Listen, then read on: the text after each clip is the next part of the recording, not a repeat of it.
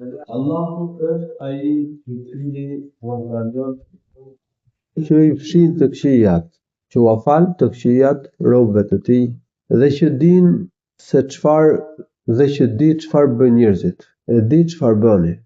Allahu i lartësuar i fal të këqijat. Kuptohet që Allahu i lartësuar ua fal të këqijat njerëzve me sebebe. Njerëzit bëjnë sebebin dhe Allahu i lartësuar u fal atyre. Njerëzit bëjnë tobe dhe Allahu ua fal, ua fshin të këqijat. Bëjnë vepra të mira dhe veprat e mira bëhen sebeb që Allahu i lartësuar t'ua fshin të këqijat. Njerëzve mund t'u bien sprova dhe për shkak të durimit që bëjnë kur u bien sprova, Allahu i lartësuar ua fal të këqijat. Allahu i pastron me të këqijat. Por Allahu subhanahu wa ta'ala atij që do mund t'ia fal gjunahet nën shirkun qoftë dhe pa një sebeb nga robi. Do të flas për shkaqet e faljes së gjunaheve herës tjetër inshallah ta'ala. Ajeti tregon se Allahu i lartësuar ua fal mëkatet njerëzve, ua fshin të këqijat, gjithashtu ua heq, ua fshin dhe pasojat e gjunaheve dhe i shpëton dhe nga dënimet e gjunaheve, dënimet e të këqijave. Të këqijat, veprat e këqija kanë pasoja dhe janë shkak për dënime. Dënime në këtë botë, dënim në varr, dënim në ahiret në ditën e gjykimit, në zjarrin e xhehenemit. Allahu na ruaj. Dhe nëse Allahu i lartësuar nuk ja fal mëkatet robit, nëse nuk ja fshin të këqijat, atëherë robit do t'i bien pasojat e mëkateve.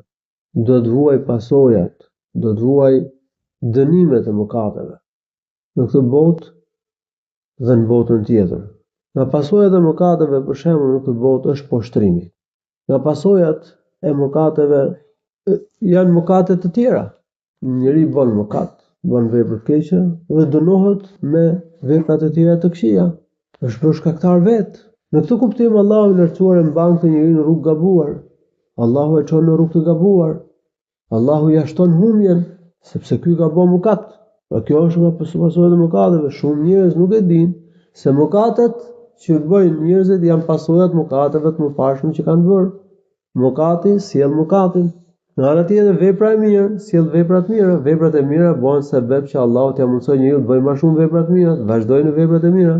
Nga pasojat e mëkateve të këqijave është dhe paksimi i rrezikut, vështirësia në kushtet e jetesës, rëndimi i borxhit, probleme familjare, probleme ekonomike, probleme me komshit, probleme me njerëzit. Pra dhe këto vijnë nga pasojat e mëkateve. Çdo e keqe në këtë botë vjen si pasojë e mëkateve.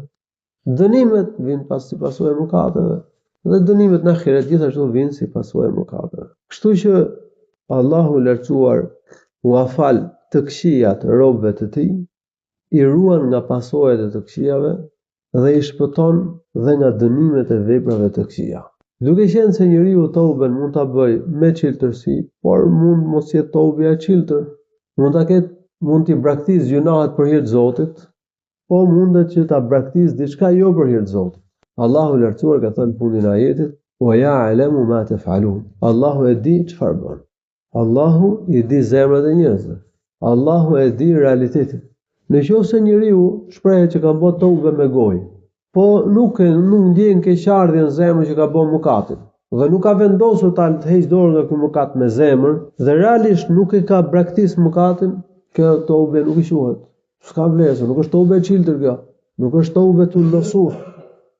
Allahu e di realitetin, e di çfarë bëjnë njerëzit, ai di zemrat, ai di qëllimet e njerëzve. Po kështu një person e ka heqë për shembull, nuk e konsumon pije ndese se i dëmton shtetin. Nuk e kalon se ka bën haram Allahu i lartësuar. Ti njeriu si quhet tobja. Dhe këtij njeriu nuk i falet ky mëkat, nëse pra ky njeriu s'ka bën sebebin për faljen e këtij mëkati. Ky njeriu s'ka bën sebebin, sepse nuk ka bën tobe për hir të Zotit, po e kalon për shnet. Nëse njeriu e lë një mëkat siç është alkooli, për hir të Allahut, se është haram, që të mos marrë zemrimin e Allahut, toba, po dhe si qëllim dytësor ka dhe ruajtjen e shnetit dhe shpëtimin nga pasojat që ka konsumimi pijeve dese për shnetin, kjo është e saktë. s'ka gjë të keqe. Allahu i lartësuar e di çfarë bëjnë njerëzit. Wa ya'lamu ma taf'alun. Ai e di çfarë bani. I di veprat e mira që bëjnë njerëzit dhe veprat e këqija që bëjnë njerëzit. Dhe ka për të shpërblyer njerëzit në ditën e gjykimit për veprat, qofshin ato të mira dhe qofshin të këqija.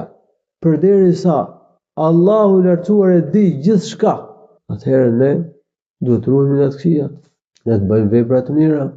Duhet ta kemi bindjen e sigurt se Allahu e di çfarë bëjmë ne.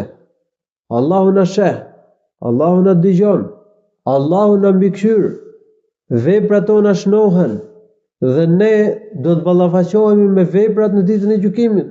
Atëherë duhet ruhemi nga të këqijat, bëjmë vepra të mira. Allahu shpëlbeft të mira, alhamdulillahi rabbil alamin, sallallahu alaihi wasallam ala nabiyina Muhammad.